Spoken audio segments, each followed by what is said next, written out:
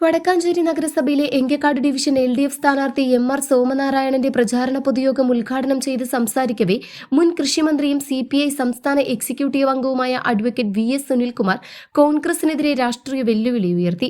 ക്ഷേമ പെൻഷനുകൾ പടിപടിയായി വർദ്ധിപ്പിക്കുന്നത് LDFന്റെ പ്രഖ്യാപിത നയമാണെന്നും എന്നാൽ ഇത് പ്രത്യുൽപാദനപരമല്ലെന്ന മുൻപ് കർഷക തൊഴിലാളി പെൻഷൻ ആരംഭിച്ച കാലത്ത് ആക്ഷേപിച്ച കോൺഗ്രസ് അതേ നിലപാടാണ് ഇപ്പോഴും ആവർത്തിക്കുന്നതെന്നും അദ്ദേഹം കുറ്റപ്പെടുത്തി.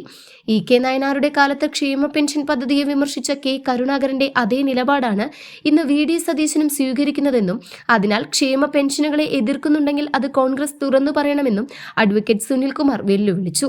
കുന്നത്തുപറമ്പ് സെന്ററിൽ സംഘടിപ്പിച്ച പൊതുയോഗത്തിൽ വികസന തുടർച്ചയ്ക്ക് ഭരണ തുടർച്ച അനിവാര്യമാണെന്നും പ്രതിപക്ഷമില്ലാത്ത നഗരസഭയായി വടക്കാഞ്ചേരിയെ മാറ്റാൻ MR സോമനാരായണൻ ഉൾപ്പെടെയുള്ള എല്ലാ LDF സ്ഥാനാർത്ഥികളെയും വൻ ഭൂരിപക്ഷത്തിൽ വിജയിപ്പിക്കണമെന്നും അദ്ദേഹം അഭ്യർത്ഥിച്ചു. എങ്കക്കാട് ഡിവിഷൻ കൗൺസിലർ ഷീല മുരളിയാണ് യോഗത്തിൽ അധ്യക്ഷത വഹിച്ചത്. സ്ഥാനാർത്ഥി MR Somanarayanan, CPIM area committee അംഗം MJ ബിനോയ്, മുൻ കൗൺസിലർ VP മധു, മാരാത്തുകുന്ന് ഡിവിഷൻ സ്ഥാനാർത്ഥിയും നിലവിലെ നഗരസഭാ ഉപാധ്യക്ഷയുമായ ഷീല മോഹൻ, മങ്കര ഡിവിഷൻ സ്ഥാനാർത്ഥി S രാമചന്ദ്രൻ എന്നിവർ അഭിവാദ്യം ചെയ്ത് സംസാരിച്ചു. തിരഞ്ഞെടുപ്പ് കമ്മിറ്റി ചെയർമാൻ മിഥുൻ സജീവ് സ്വാഗതവും ട്രഷറർ CV പൗലോസ് നന്ദിയും പറഞ്ഞു.